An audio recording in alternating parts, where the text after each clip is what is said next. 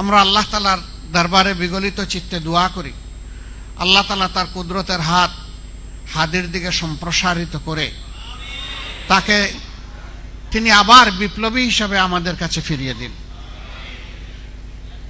প্রসঙ্গক্রমে এখানে বলতে হয়, তারপরেই বেদনাদায়ক কাপুরুষিত এই আক্রমণের কারণে আজকে গোটা দেশবাসী, যাদের মনে সামান্য মানবিক মূল্যবোধ আছে, সবাই দারুণভাবে ব্যথিত। তারা সকলে সমবেদনা জ্ঞাপন করছেন।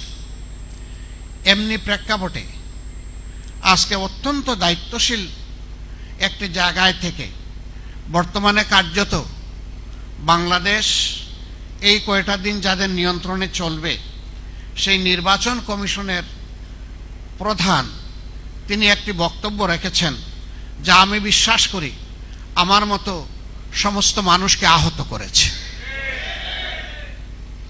তার উদ্দেশ্য দেখা আমাদের দায়িত্ব নয়, বক্তব্যের বিষয়ে জাতির সামনে এসেছে।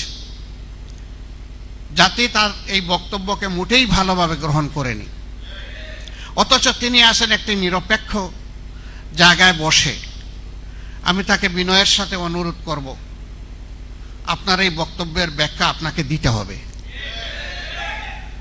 জাতির মনে আপনি বক্তব্য যে দুঃখ সৃষ্টি করেছেন, এই দুঃখ দূর করার দায়িত্ব আপনার। আপনাকে প্রমাণ করতে হবে আপনি যে সেনসিটিভ জায়গায় এখন দায়িত্ব পালন করছেন, এই জায়গায় দায়িত্ব পালনের জন্য আপনি উপযুক্ত ব্যক্তি, এটা আপনাকেই প্রমাণ করতে হবে। এই জন্য আমি অনুরোধ করব, দেরি না করে তিনি যেন তার বক্তব্যটি জাতির সামনে স্পষ্ট করেন। তাহলে জাতি তার ব্যাপারে যদি কোনো দুঃখ পেয়ে তাকে হয়তো দূর হবে, না হয় জাতি সিদ্ধান্ত নেবে, দুইটার যে কোনো একটা হবে।